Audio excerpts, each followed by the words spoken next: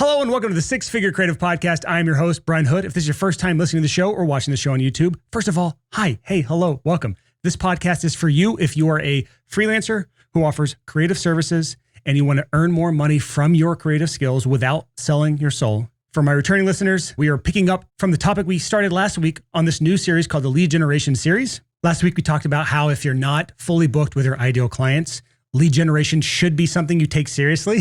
And if you're listening to this episode, chances are, unless this is your first episode and you just happen to listen to this one, if you are listening to this episode, it's because you listened to last week and you know that you need to be taking lead generation seriously. If for whatever reason you chose to start with this episode and you haven't listened to last week, I highly recommend you listen to last week first before starting this one. But just a couple quick things to recap. One, a lot of the stuff that I'm talking about today is loosely or very tightly based off of the $100 Million Leads book by Alex Hormozi. 100% recommend going through his free course. And you can do that before or after you go through this series. This is kind of a companion to that book and that course that he has. But this is also a standalone series in its own right. So don't feel like you have to go do that. If you don't like watching big muscly men with big thick beards and a no strip on their face tell you what to do.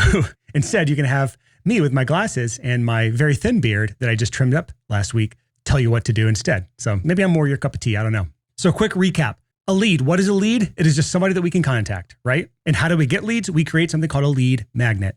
And what is a lead magnet? It is a complete solution to a narrow problem given away at a significant discount or free to attract our ideal clients to us. And last week was all about finding a narrow and meaningful problem that you can fully solve. Those are three big important parts about creating an actual good lead magnet that people will consume, get value from, and then hire you for your main thing. So last week was all about finding that narrow and meaningful problem. This week is talking about how we can fully solve that problem. Before I even get into what I'm going to talk about in this episode about fully solving that problem, I just have to state again, if you have not heard me say this before, or I haven't said it recently, this is not an attempt at creating fluff, BS, garbage lead magnets. There are plenty of those out there. I have admittedly made a few of those in my day myself. I've made dozens of lead magnets in my life, and not all of them are of the quality that are expected, especially in today's age. In my well-informed opinion, just putting out a cheap, easy, quick PDF guide on something is not the kind of lead magnet that's going to work today. People expect more, they want more. And there's something that's said in that $100 Million Leads book by Alex Hormozi. He says something to the effect of, people will judge our paid work based on what they consume from our free stuff. So if you put something out in the world, AKA a lead magnet, that's free, and that free stuff sucks, they're going to assume that the service that you offer also sucks. So when we talk today about how we can fully solve whatever problem it was that we found last week on last week's episode that is a narrow and meaningful problem, then we want to make sure we are fully solving that in a high value way. And I mentioned this last week and I'll mention it again this week. That means that you don't have to do a free lead magnet. I think a lot of freelancers specifically get caught up on, they think lead magnet and they think a PDF or a cheat sheet or some quick guide or an ebook. And that's the only things that can come into their brain as far as how a lead magnet works. In the freelance world, we can do whatever we want. We can do paid lead magnets, free lead magnets, hybrid lead magnets. We're going to talk about all the potential ways to solve the problem today that we're going to help solve. But just know that you are not limited to a free lead magnet. You can charge for it as well. And it can be just as effective, if not more effective in some cases. So let's dive into this. How do we actually solve the problem that we have identified as a narrow and meaningful problem? Well, there are four main delivery methods I want to talk about in today's episode.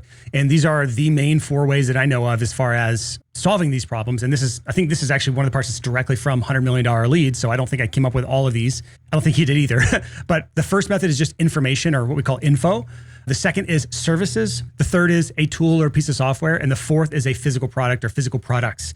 And I've actually got examples of all of these, which I didn't think I could come up with one for physical products for the freelance service niche, but I did. So stick with me on this. And we're going to start at the top here. The one that I'd say is probably most common for lead magnets. So we're going to stop here. We'll go from the most relevant to you, the listener, all the way to the least relevant, which is the physical products, because most freelancers are not going to have any meaningful way they could do physical products as a lead magnet. But method number one is information.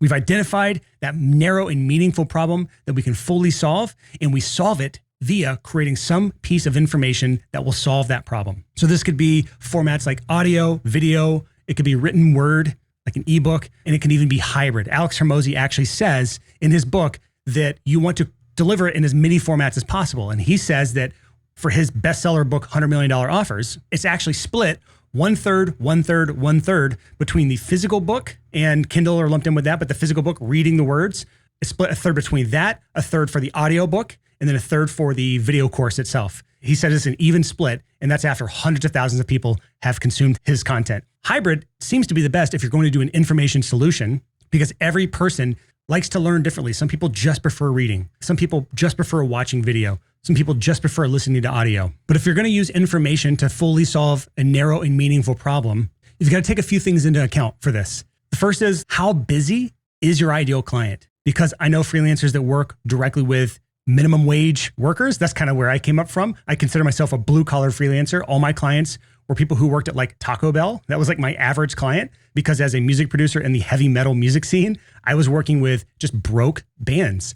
And those people all had minimum wage jobs somewhere, and they would save up and then spend time at my studio to record and mix their album. So those people tend to have more time than money. So if you're trying to create a lead magnet for that type of person, you can spend more time explaining things. You can do anything from a long webinar to a video series or a free mini course. You could do a full paid course as a lead magnet, believe it or not. But that type of person generally will spend more time consuming things. Also, a long ebook can work in that world. But I also know freelancers who work with people that are high up at big companies, maybe a marketing director of Google or something like that. That person's not going to go through your 90-minute webinar. That person's not going to go through your 10-video mini course. And truth be told, information may not be the best format for that type of archetype or that type of client. However, if you are going to go after that type of client, they tend to have more money than time. And there's pros and cons to that. When it comes to budgets, they're a lot less broke than the minimum wage clients, but they are time poor. They have money, but they have very little time. So if you are going to use something like information as a lead magnet for that type of client, you may want to think about something that they can consume passively, like audio. That, or you just stay away from information altogether because it may not be the best for that type of client. This is a spectrum. So you've got anything from the minimum wage client all the way to the C-level executive or the CEO of a company. And for most listeners, you're probably somewhere between those two. So the closer you are to that upper end of the spectrum, especially when you consider yourself below on the totem pole, your client, information gets less and less likely to be the best lead magnet for your type of business. Now, if you're going to use information, there's a couple things to keep in mind. Last week, I talked about the best kind of ideas: solving a problem that creates your first client, solving a problem that reveals big problems, giving them a free sample, things like that. There's two kinds of best practices or best things to consider if you're going to use a information lead magnet. And that is, you want to create a lead magnet that either reveals problems, aka it points out things that they didn't understand themselves, that now elevates you in the back of their mind as a thing that they need to do, something they need to hire you for. They didn't really fully understand the problems that they had. They weren't aware of them. And the information they consumed from you brought all those to the surface. And now your service is a burning need. The second type of information lead magnet you can create is that first step free, where you have a series of things you do for a client and you're just focused on that first step in the entire chain of events. Information can be great for that. And if you go back to last week where I did that brainstorming exercise with you called the 3-tier outcome map, that 3-tier outcome map essentially lays out all the things your client needs. And all you need to do from that is put it in logical order of what they need first and then what they need last, and then silo out that first step and create information to help achieve the outcome of that first step. Now, if you do all of that and you realize you cannot fully solve that first problem or that first step with information, that leads us to the second type of lead magnet, and that is services. And this is where a lot of freelancers fail to go to in their minds when it comes to a lead magnet, is they can actually offer services that fully solve the meaningful and narrow problem. So let's break this down really quick. First of all, what are your options when you're offering services as a lead magnet? First thing to consider is you can do this in person or you can do this remotely. Remove the specifics right now. We're just talking broad generalities of offering services as a lead magnet. You're offering a service in a way to attract your ideal clients to you and solve a narrow and meaningful problem fully. And you can do that through a service, via paid service or free service. That's kind of what we're talking about here. Now, how do we solve that via a service? Again, it can be remote, where you're doing things remotely via online collaboration, or it can be in person, where you're actually toe-to-toe, face-to-face.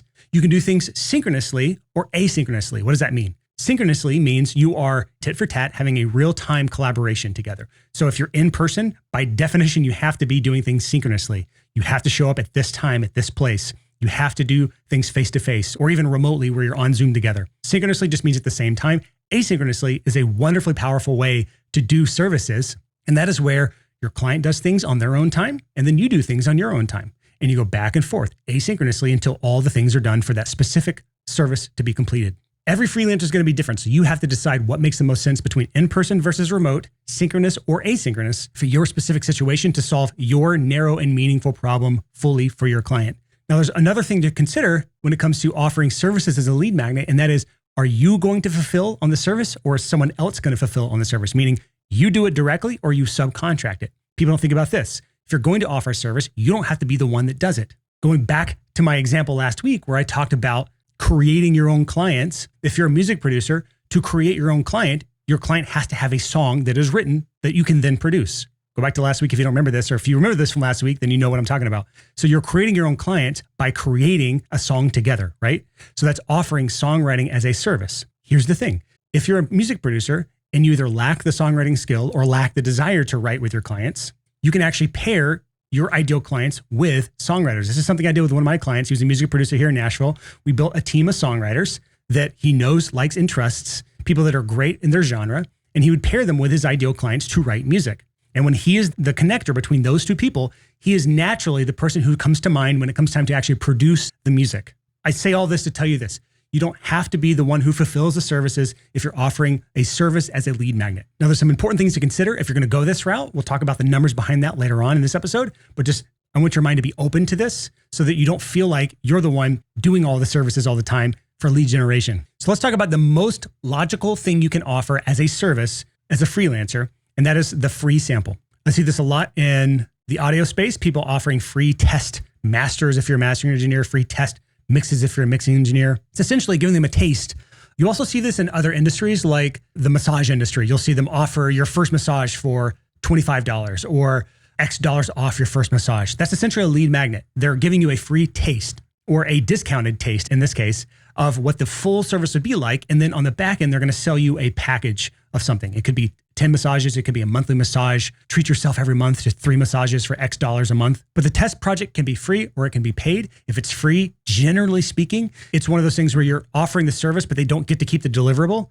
So in the audio space, when you're doing a free test mastering is just like the final step in the process when all of the music is produced and engineered and mixed. The final step is master, and mastering engineers will offer a test master for free. However, if you don't hire that mastering engineer, then you don't get to use that master and release it. So it's just one of those things that you're doing a test so they can hear what it will sound like if you were to master their music. However, if no money's exchanging hands, you don't have the right to release that music. So it is truly just a sample. It is not a free project. So if you're going to do a free sample, you have to be able to balance your scope of work, AKA your risk, versus the client's perceived value. So think about all these factors here. First is, how much time does it take you to deliver on this free test project or this free sample? And then what percentage of those tests or sample projects turn into paid projects?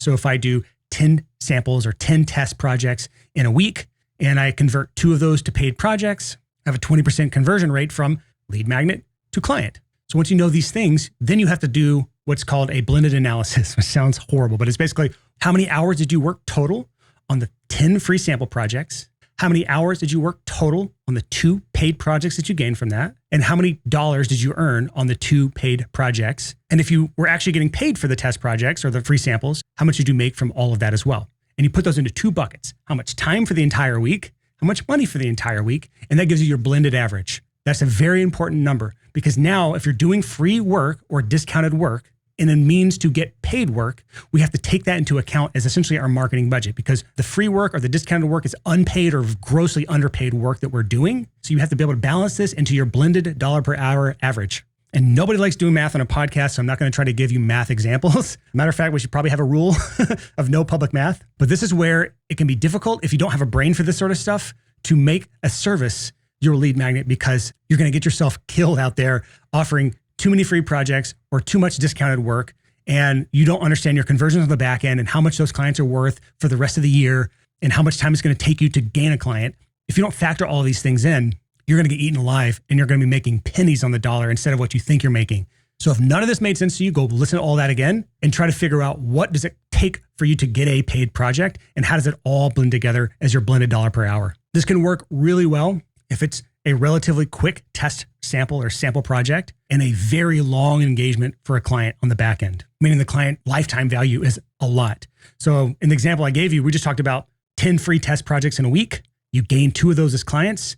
and we looked at your blended average for the week. Well, that largely becomes irrelevant if those 2 clients will stick with you for the rest of their lives and spend tens of thousands of dollars with you. All of a sudden, that 1 week's math no longer matters. So if a client's going to stick with you for years and spend thousands or tens of thousands of dollars with you, then you can make that exchange all day long if you're getting 2 clients a week from that. So in some cases, you can out-earn your math ignorance. And that's only in cases where it's a relatively small amount of time upfront for a test project and a relatively large payoff in the long run on the back end of how much one client is worth to you or that multiple other clients coming from them. So let's zoom back out here. We're talking about offering services as a lead magnet. They can be free, they can be paid. We talked about the free sample or the free test project. Now we're going to talk about another method of service, and that is the first step free. Earlier, we talked about solving the narrow and meaningful problem by finding all of the steps involved with the project or the type of client you work with and just isolating that first step and solving it with information. However, for many people, information doesn't make sense. You can't solve that first step with information or information alone. That's where we get to offering services to fulfill on that first step. And this can be a wonderful thing to do if your client is high on the totem pole. Like I said earlier, we're talking C-level executives or people who are the marketing directors of big brands. Anywhere where information alone isn't going to be enough. So there's kind of 2 ways that I know to solve this, and there's probably more, but these are the 2 that I know of when offering a service to fully solve the narrow, meaningful problem of that first step. And that is this. Option 1 is the planning workshop. And if you want to know more about what this looks like and how this works, go listen to my episode I did with Ryan Coral on episode 206. It's called Stuck with Low Dollar Projects. Here's how to level up to $50,000 project with Ryan Coral. And for my Apple Podcast listeners who don't have episode numbers in the titles, which the only reason we can't do that is because Apple refuses to let us do that. Every other podcast app, you'll see actual show numbers on the episode titles. But that episode was released on June 28th of 2022. So quite a while back. But in that episode, he basically talked through this exact thing. He offered a planning workshop for his clients, and he's working with what I consider ultra high ticket clients. And this is the $50,000 to $100,000 projects. And his lead magnet is essentially planning workshops. So the big risk with that type of project is they don't want to commit $100,000 without understanding what all goes into it. And generally what a lot of people do is they'll plan this whole thing out for free. Well, instead, he actually does something that's counterintuitive. He actually charges for the planning workshops for his clients, and he makes it fully refundable if they don't like the plan or the thing that they put together. And he says he has a 100% conversion rate. If someone pays for the $2,000 planning workshop, where they come up with a plan for how their video is going to look, because he's a videographer, and what's all included in this video, if they pay the $2,000 for that, then 100% of the time, they hire him for the full project. So again, just go back to listen to that episode and think through this from the perspective of this is actually a lead magnet. He's able to get clients to commit to this relatively lower dollar project, at least for his types of clients, it's a low dollar, because it's less risk for them because there's a money back guarantee if they're not happy with it. Compensates him for his time on that, and it's what's called a micro commitment.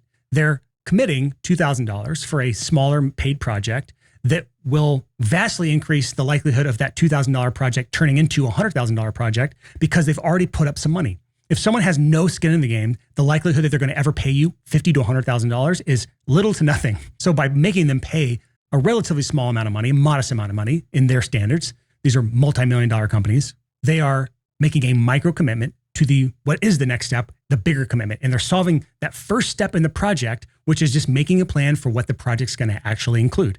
The next way you can solve this problem, and this is actually an appendage to what I just said, is something called a productized mini service. That's where you are thinking through that first step in the project, that very first thing, and you're thinking, what is the productized service I can offer? The productized miniature service, the small scope of work, very repeatable, very systemizable, maybe even automatable, something that I can build a lot of systems around or put people into place so it's not a lot of time commitment for me. And how do I solve this in a productized service method? If you're unfamiliar with what a productized service is, I'm decoupling this from the lead magnet conversation right now. So make sure you're on the same page as me. We're talking about services, not lead magnets right now.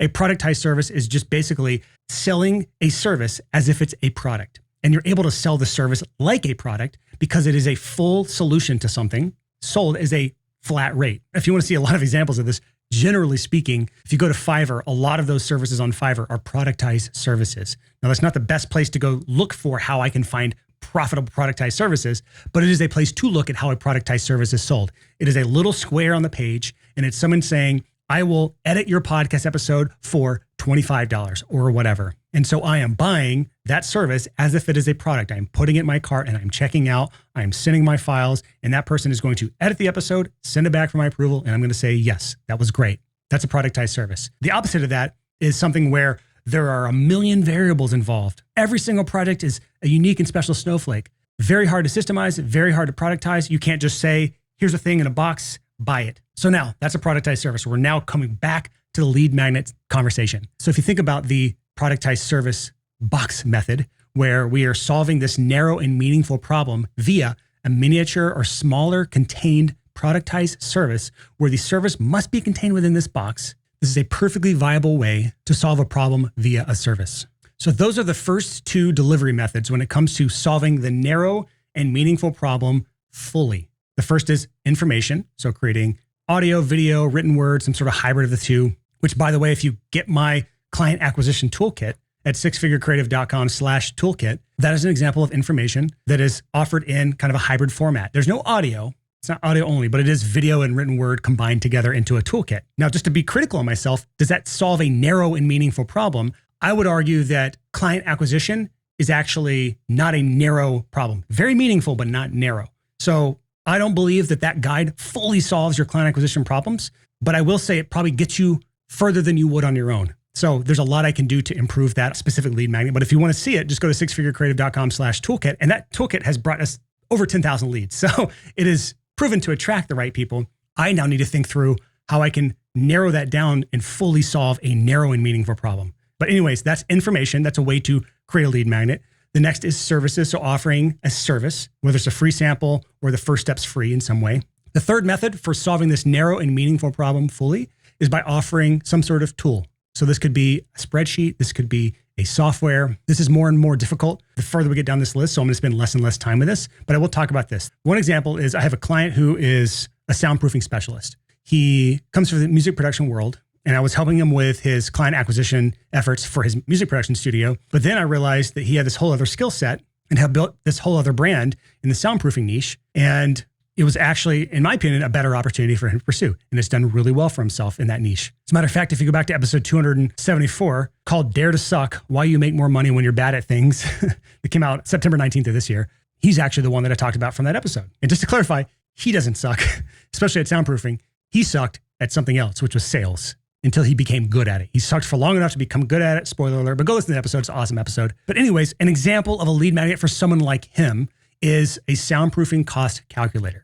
Think about this. If your ideal client needs to soundproof their studio and you offer a service that consults them when soundproofing their studio, the first thing they need to understand is what sort of budget do I need to allocate to be able to soundproof my studio? And a tool or a software solves this fully. You can come up with a very good calculator with something like spreadsheets, or there's plenty of actual calculator tools online that make you build this kind of like productized calculator. Creating one of those is a perfect logical solution to a narrow and meaningful problem for his ideal clients. So whether you have the ability or knowledge to create any sort of tool or software, this can be a great way to create a high perceived value thing that you don't have to put any direct time. To me, this is more differentiated than just information, and it's less of a time suck for you compared to services. I actually have one of these for Six Figure Creative. I forgot about it until just now. If you go to sixfigurecreative.com/calc, CALC, or just go to full calculator if you want to type the whole word. I have a 3-step calculator for setting your freelance pricing that is pretty cool. The calculator thing works well if there's numbers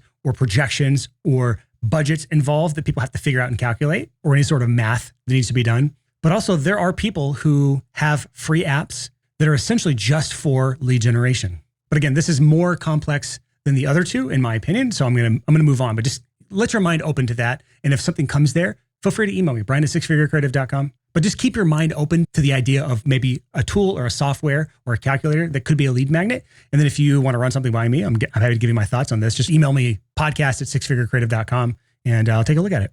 And now we get to the fourth and final delivery method for solving this narrow and meaningful problem fully, and that is physical products. Again, this is the most left field one of all of the options here, but I do have one potential example for this here. So obviously, if we're solving a narrow and meaningful problem fully, and you offer a freelance service, then most of us are not going to go out there and create some sort of physical product from scratch, right? That's absurd. However, I have experience in the podcast production niche, right? So if I'm thinking through the narrow and meaningful problem I'm trying to solve is the client doesn't know what sort of gear to get. Now, this is a problem that's been solved a million times by cheat sheets and guides and PDFs and courses and all the things on how to get your gear set up and what to buy and what not to buy. And here's this and that. That's one way to do it, through information. You could also offer a service where you walk through getting it all, purchasing it all, setting it all up for them. And that's a service you could offer. That'd be a very productized service, very manageable. And you could even train someone to do that for you. But for physical products, you could actually package all of these things together, prepackage every single thing the client might need when it comes to launching their podcast, and then selling it to them at cost or even a slight loss because the person who buys that is the perfect client for you. Now, this would be really hard to do for free. I wouldn't even do this for free, but definitely for a paid lead magnet where you're offering the full package of everything they would need and maybe even pairing it hybrid where you have a setup offer where you're actually offering to set it up for them. And you could do that synchronously via Zoom, or you could do this asynchronously through some other means. I'm just kind of spitballing here, but I'm trying to give your brain the freedom to think outside the box here because if someone else is doing it, now you have competition. If no one else is doing it, you're the only solution. So if someone wants a fully prepackaged, done for you setup, you're going to send them all of the gear and you're going to walk them through setting it all up and getting them ready to launch their podcast, then you may be their only option for that. And that solves step number one in the overall plan of getting their podcast launched. So now we can talk about what's your show format going to be? What's the show title? What's the show art? How frequently you're going to do this? Are you going to interview guests? If so, we need to get a guest acquisition funnel set up. Who's going to edit? Who's going to produce this? What software are you going to use to produce? Are you going to use Riverside? Or you're going to use Squadcast or Zencast? I'm a podcaster, so I know all these things. If you're not a podcaster, you won't know any of this stuff. But I'm just thinking through, now we're having a consultation that I'm going to sell you on my full podcast launch package that's going to be $5,000 to $10,000 or more. So now all of that work I did on the front end to make my few $100 is paling in comparison to the 10,000 plus I'm going to make on the back end, plus the recurring services of podcast editing month to month to month. So those are the four main ways to fully solve the narrow and meaningful problem that we chose from episode 1. Again, to recap, it's solve it via information. Number 2 is solve it via services. Number 3 is solve it via a tool, software or spreadsheet or a calculator. Number 4 is solve it via physical products. And kind of a fifth bonus here is creating a hybrid of multiple of these. I just told you before, if I am a podcast production studio, I can use 3 of the 4 just from information about what gear you need, services on setting up the gear, a physical product package of all the things you need, and maybe even some sort of tool or software that makes this all a breeze. So your homework now is to determine which of these 4 or combination of the 4 makes the most sense for you. And you don't have to just have one lead magnet. That's one thing you got to kind of step back and just release is this will not be the only lead magnet you ever create.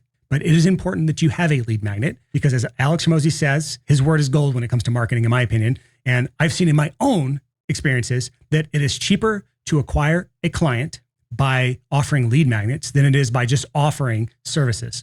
And it also comes across as way less desperate. That's the big reason freelancers fail to ever promote themselves is they don't want to come across as desperate. Well, if you promote a lead magnet, you're never desperate. You're always looking like you're helping. So creating a lead magnet is a huge part of this. On next week's episode, we're going to talk about determining our distribution methods. Once we create the lead magnet, how do we actually get people to download it or consume it? That's a whole other can of worms. And in most cases, freelancers are not equipped for this because if you can't even promote your services and you can't get clients, now promoting this lead magnet is probably going to be just as difficult for you because now this is a brand new thing that you have to actually be able to promote and distribute. And that'll be next week's episode. So if you're still listening for whatever reason, I'll give you a quick update on my saga with my Facebook account getting it back, which by the way, I don't care about Facebook. Nobody cares about Facebook. Facebook's dead to my generation and everyone younger than me. The problem is, again, just to recap, my Facebook account is the only way you can advertise on Facebook and Instagram. Instagram's not dead. And my personal Facebook account is what has control over all my business accounts and the business manager on my ad accounts and everything. Well, a week and a half ago, some hacker got into the account. They bypassed my 2-factor authentication.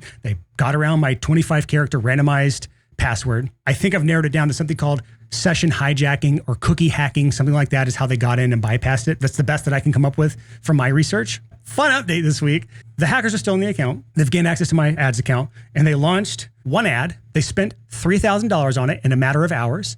All on my Amex card, which thankfully it's Amex because Amex will just wipe the charges off. I'll read the ad copy to you. This is worth the wait if you're still listening. 70-year-old grandmother designed a bra for elderly women that is popular all over the world. Get it now. Link to the ad. And then the photo is just a grandmother and a bra. Hot summer sale, 45% off. Adjustable support, multifunctional bra.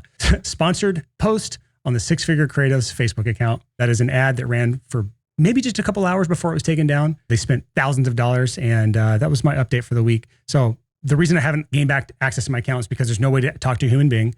The hackers added 2-factor authentication to my account, which I cannot bypass. No matter what I do, I just get sent to this endless loop of crap. And it's the infamous bra ad now. And just to clarify, to everyone. When someone hacks your account, this is like a sophisticated ring of hackers that do this for this exact purpose. They want to access people like me who have ad accounts with proven track records and hundreds of thousands of dollars of ad spend. And then they'll launch their crap ads promoting some sort of affiliate product or some sort of scam product. And they'll run it until it gets shut down. And they'll usually get a few $1,000s of ad spend out of it before they're shut down. And they just do that. They rinse and repeat all day long on thousands of accounts. And they get millions in free ad spend every year selling their junk products. And I don't know how much of the product they sell, if anything, but that's kind of the ring they run. I have no idea how to prevent it, but that's the reality. So that's it for this week. I'll see you all next week. We'll talk about good things. That's why I saved this for the end of the episode. I don't want to start out with a bummer, right? Next week, we'll talk about promoting your lead magnet. How do we get people to download it? Thank you so much for listening to this point in the show. Until next time, see you next week.